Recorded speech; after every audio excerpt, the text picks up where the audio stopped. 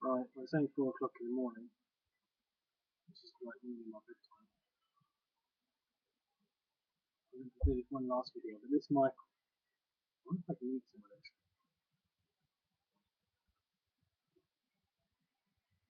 Not a good combination, is it, really?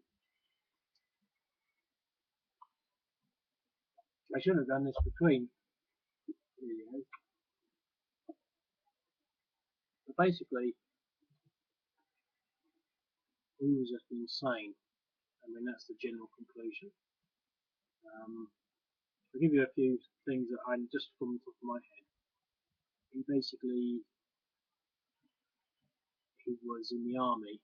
He went to Vietnam for 1 week, got shot in the foot, and came back. I'm wondering, he was Canadian, I think, probably grew up in America to be a soldier.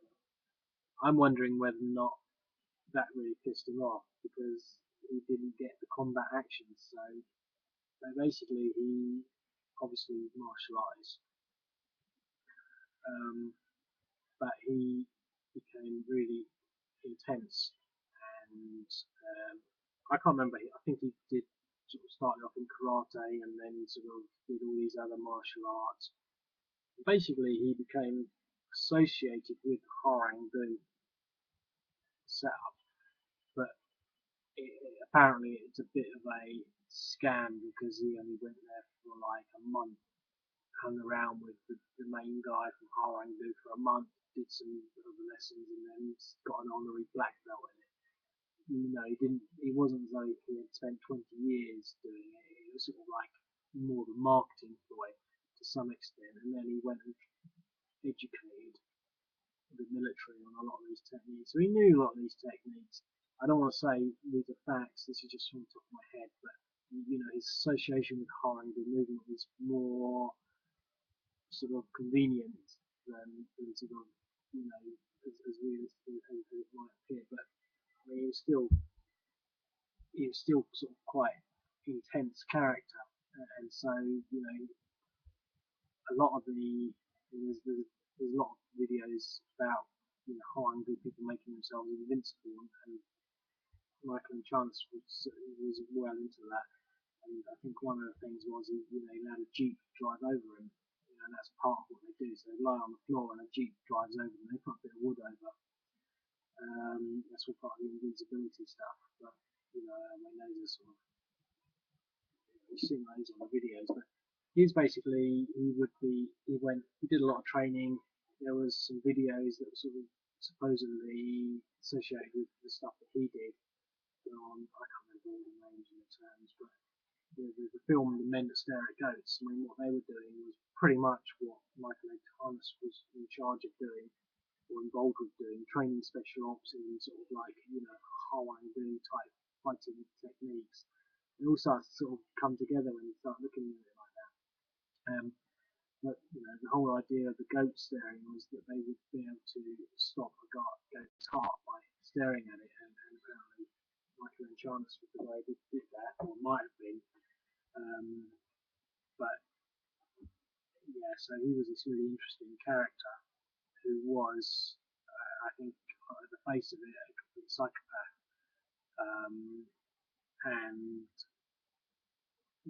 somehow he got blown up in an airplane. A lot of people think it was he made some improvised explosives, like he made some sort of grenade bombs, and it happened in the plane when they went off. Or some people said the CIA was trying to get rid of this crazy person. And basically died somewhere over Colombia in an airplane accident. You know, so he didn't live that long. I mean, he probably died when he was about 30. You look it up on Wikipedia, it'll tell you all the details. He might have been a lot older, but he didn't really get around that much. I mean, he went to Vietnam for a week, got shot in the foot, came back, taught troops martial arts, got blown up in a plane in Colombia. You know, that's the Michael Enchanis story. But he managed to put together this book. It wasn't this book. There's 3 books in here, and this book is all about, you know, I mean, it's like, I mean, in this one here, he's basically disarming the person. You can see number 1 is Michael Enchanis in a defensive position, So he's got his arms, and the opponent has obviously got a knife.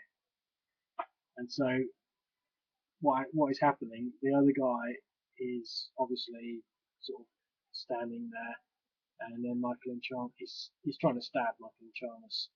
And in number 3, you can see he's reaching around, grabbing the arm, and then in 4 he's obviously getting a bit more of a grip, and you can see that basically he's grabbed him in that hand grip. Remember I was talking about how they grab hands? Do that wrong, you'll break someone's arm. So he's taken. So basically, he's fighting the person's stabbing him. He's reaching round. He's going for that hand movement. He's grabbed the hand. He's now twisting the hand round. The guy is now trying to follow his hand because it's hurting him, and he's now buckled him over. You see, he's only doing that by taking the hand because the hand is bent the wrong way. The guy has no choice but to try and basically ease the pain, and then Michael Enchanis is doing the pleasant duty of kicking him in the head. I mean, this book is just full of little jotties like that. But apparently his techniques were frowned upon in the military, not so much because they're brutal. I mean, that's just fighting. I mean, obviously that old technique there is if someone is coming at you with a knife. Apparently, the reason they didn't really get their found on in the military is because they're just too difficult and complex. Now that looks quite simple, but a lot of these things is sort of like someone does this, so jump up and do a double kick and twist around doing a somersault. They're just too complicated for your average squaddy to do in basic training. Now I sort of happen to think that in the Chinese army where martial arts is more ingrained, they're actually sort of on a better they're on a better tack. This stuff is not too complicated. The average squaddy should be able to pick these things up. The reason they're not could be because they're too thick. It's not, maybe that's pretty cruel to be quite honest. Maybe that is too cruel. They just don't have time or discipline. There's no patience. Maybe I'm saying all the wrong things here. What I'm trying to say is, they're like McDonald's. You just go in there, you grab the gun, you take a bayonet, you stab a few, sandbags, you run around an obstacle course, and you're good to go. I think another thing is, I think one of the reasons they don't really want to teach people too many lethal skills is because they might use them. I mean, anyone can stab a sandbag with a bayonet, so you're not teaching them something that's particularly lethal. But a lot of these things are, they're not really that lethal in the sense that they're not unusual. If you do any of this sort of, close security training, that sort of action you just saw in here is quite common. I mean, this whole thing, Aikido, do it. A lot of that just grabbing the hands, one do it. That is common. I mean, there's only so many ways you can grab a hand, whether you do it using that finger like that, like this, like that, whatever. I mean, it's just somehow it's grabbing the hand and leveraging certain sort of, forces to sort of twist the arm and basically end up getting them in an arm lock or sort of something along those lines. But I mean, this is the thing. I mean, it's only halfway through, but obviously, he's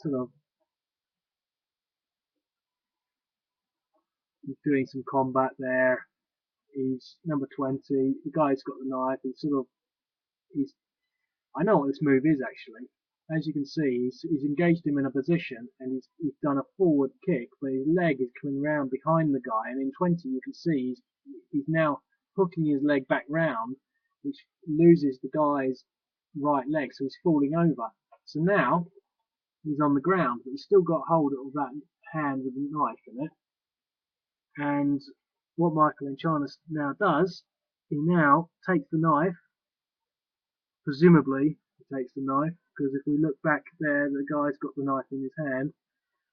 He takes the knife, and then, as you can see, he carefully and surgically embeds it in the guy's throat.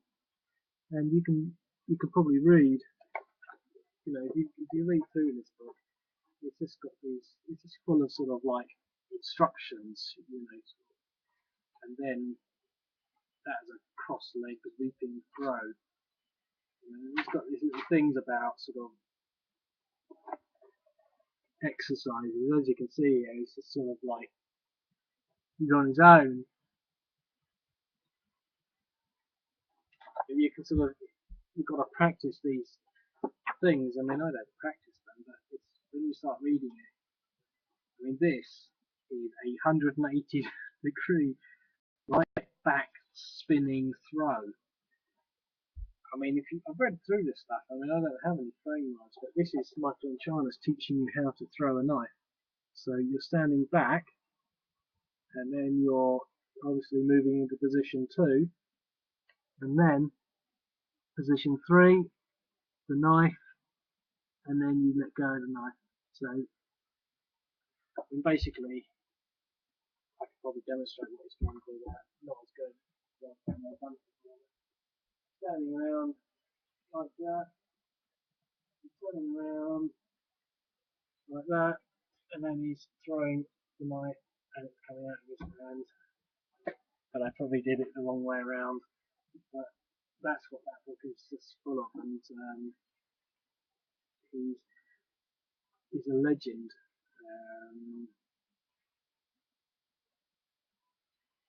The complete Michael enchanis, because basically he did 3 books: the Special Forces Hand-to-Hand Combat Special Tactics series. But this is all coming. There's a really great picture of Michael enchanis sort of like doing a flying leap karate kick at a man with like an SLR, and on the end of his SLR he's got his long spiky bayonet.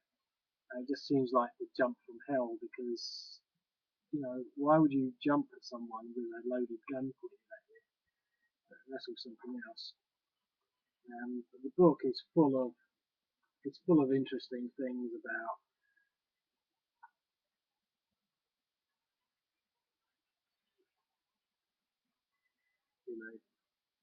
neck strike. I mean, it's just sort of, it's basically it's pretty violent. I don't think that I think what I'm trying to get to is, in the 70s they actually did things properly, or at least everything was sort of like, it was more sort of fundamental. And these days, I don't think they would allow that. It just wouldn't be politically correct to sort of even introduce some of the concepts and techniques. It's all sort of, I don't know, I just find the whole thing sort of intriguing. The haircuts, the handlebar moustaches. So I'm sort of, I mean, little things like, I mean, that might not seem much to you, but that is getting the leg quite high. It's like on the unspoken fundamentals in book 1. I mean, I'm just jumping around here, but that is actually quite a difficult pose, getting your leg that high up.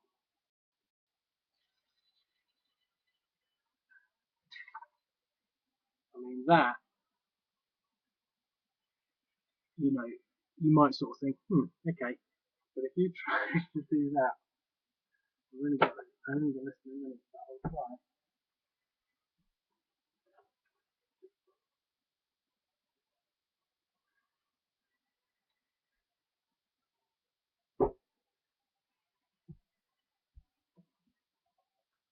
It's just not an easy position to do. The leg, you have to be like a ballerina and do the splits.